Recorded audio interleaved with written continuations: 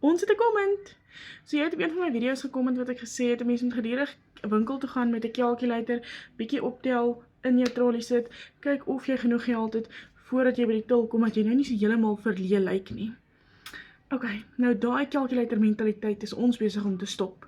Jy sê, dis waarom ek hou van die program oor DailyPay. Hoef nie te wag vir geld nie. Yes!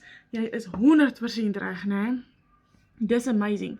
Nou, hoe kry 'n mens dit reg? Nou, al hierdie mense dink nou, wat 'n skema is julle nou weer besig? Dis onmoontlik, geld val nie uit die lug uit nie.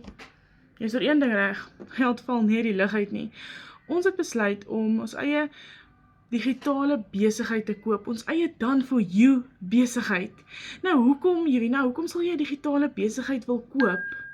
Dis eenvoudig, die internet slaap nooit nie. So almal is op hulle fone, dag, nag. Onthou, as jy kyk in oorsee, daar's 'n dag, hier is dit nag, so dan's daai mense op hulle fone.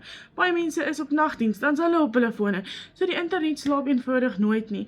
So jy maak sulke videoetjies, of jy maak faceless content, jy sit dit daar buite, en dit is hoe ons daaglikse betalings kan ontvang. Want die geld kom direk in jou bankrekening, of in jou PayPal rekening in. Daar is 'n dametjie wat nou reg weer gesê het, wat sy aangekondig het op die A-span. Sy het, ek dink dit was 3 of 4 uur die oggend wakker geword met 'n notification, dis dit so 'n payment notification, daai tyd van die nag, né? Dis amazing.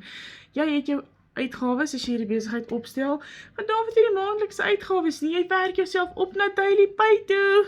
As ons dit kan doen, kan jy ook. As enige iemand ook DailyPay wil verdien, jy is bereid om jouself op te werk, comment net vir my onder DailyPay, ek wys jou.